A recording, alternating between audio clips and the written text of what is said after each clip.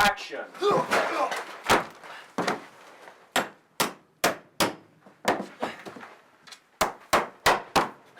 Cue.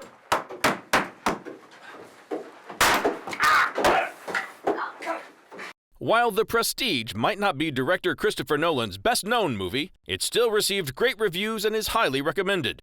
The plot focuses on two rival magicians who both want to be the best there is and will literally kill to achieve their goals.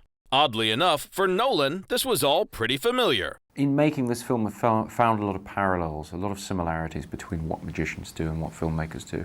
The main one being that when magicians fool us with a trick, they're not trying to convince us they have supernatural powers. I mean, however real, however skillful that they're being, it's very much like a filmmaker making a fictional film.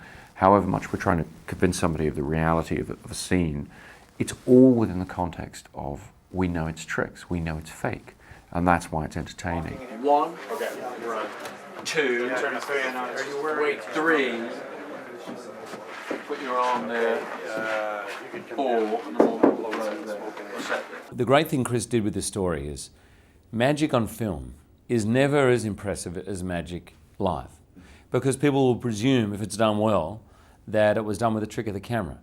The truth of the matter is most of them are done for real, but the great trick in this movie is not performed by me or Christian Bale or our characters. The best trick of this movie is performed by the writer and director Chris Nolan, because the script, in fact, is the greatest trick of all. The Prestige is the second time Nolan cast movie legend Michael Caine. After this, he would continue to do so in The Dark Knight, Inception, The Dark Knight Rises, and Interstellar.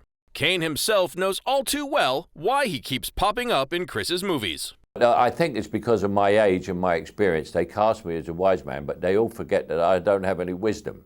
But because I don't have any wisdom, I've concentrated on how to learn to act wisdom. So I fool them that way. So I get all the wisdom parts now. Even though it didn't win, The Prestige was nominated for 2 Oscars. And with this just one in a string of highly regarded films, Christopher Nolan proves to be one of the greatest directors of all time. So let's give him a well-deserved round of applause.